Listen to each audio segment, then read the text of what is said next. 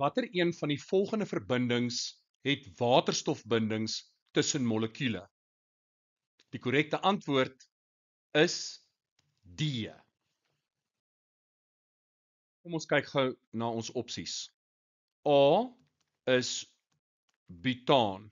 Butaan is 'n alkaan. Die alkane het nie waterstofbindings nie. B is 'n ketoon. Butan 2 oon. En nes die aldehiede is die ketone polêr, maar daar is geen waterstofbindings nie, want daar's geen waterstof wat gebind is aan 'n stikstof, suurstof of fluoratoom nie. Dan COO, dit sê vir ons het 'n ester.